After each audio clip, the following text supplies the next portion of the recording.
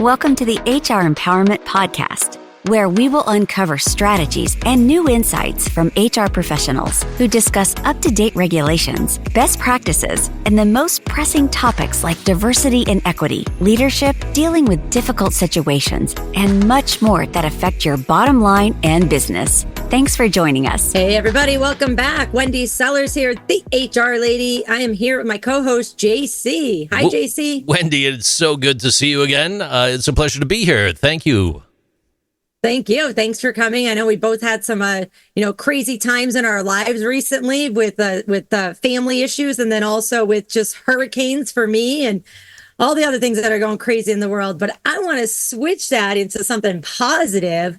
We have an amazing, legendary guest here today, Norman Wolfe, and we are here talking about human-centric strategies for extraordinary results. We're going to be talking about beyond the metrics, which is interesting because I love my metrics and I love my statistics. So with that said, welcome to the show, Norman. Thank you, Wendy and JC. It's a pleasure to be here. Lovely to meet you guys.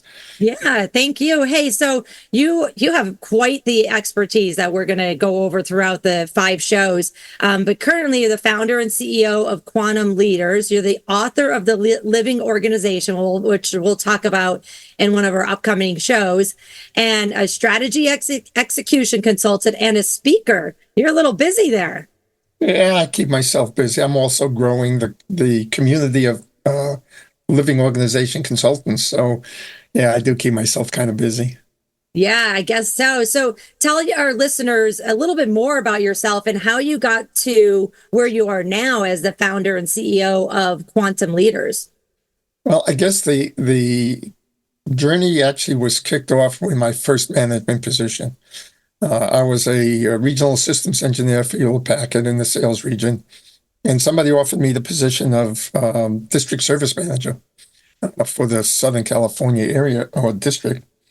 And I thought, hey, I really believed in people, and I thought I'd be a good manager. Well, my first year as manager, my performance review was unacceptable in every segment. Now, you got to understand, this was after I was a top-ranked person in the sales region for what I was doing as a regional systems engineer. So it's a bit of a, shall I say, career change, humbling experience. So I thought I would go back to being what I was good at. And I was coached, mentored to stick it out that one day I would actually be one of the better leaders. What that experience taught me was it put me on the path of really wanting to understand what does it take to lead organizations. And long and short of it is it led me to the path of seeing organizations as people, more than just people, that when a collective of people come together for a common purpose, they actually give birth to another living person called the collective. Mm-hmm. And that became a sort of a foundation of all of my work. After HP, I was with them for 15 years. I went on to be a consultant because what I thought I had to contribute was my expertise in organizational performance and leadership.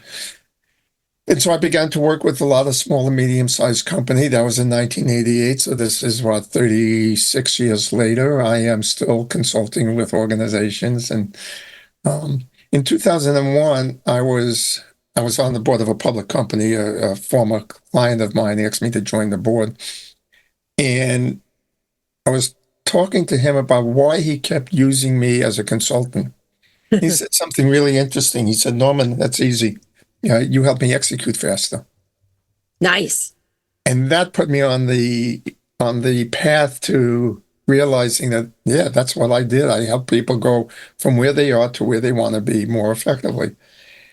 And so when I focused on that, I began to highlight this notion that an organization is more than the traditional machine of production, And when I began to look at that, one thing led to another. I wrote the book, The Living Organization. Been working with clients since 2011 when it was published to apply the principles and realize there was a lot to do. Principles are one thing, applying them, helping leaders actually think of their organization as a person in the mindset shift that requires, it's literally like a paradigm shift. It's like going from classical physics to quantum physics. It's a reorientation of how we see the world. And so I've been building tools and resources and trainings and programs to facilitate that. And now I'm training other consultants on it. So yeah, it's been an interesting journey. I love it. I think JC has some statistics he wants to share with us. Yeah, interestingly, research shows that organizations that actively leverage employee strengths experience a 14.9% lower turnover rate, and employees are 6 times more likely to be engaged in their work, driving overall performance and productivity. It's all about leveraging the employee's strengths and maybe hopping out of that mechanical view for a moment and looking at things from a different perspective. Back to you. Yeah, absolutely, JC. I couldn't have said it better. I'll throw out another statistic. 70% of organizations fail to execute their strategy. And 70% of people are disengaged. You might think, if you put those together, that something correlates, right? You might think, right? Well, it's interesting when you were explaining before how you went from, one role to another, and that you initially failed in it, but obviously you eventually succeeded, and you're still succeeding. Yeah. I just got done writing a training program on upskilling and reskilling, and it immediately made me think of that. Like, okay, you have good people, and then you put them into a different role, but you kind of forgot to train them. It's just not like magic. Oh, you're good at this, you'll figure this out. And I see that so much, that business owners or managers, leaders, they just think, oh, he's smart, she's smart, they'll figure it out. It's like, no, you need to actually plan for that, right, Norman?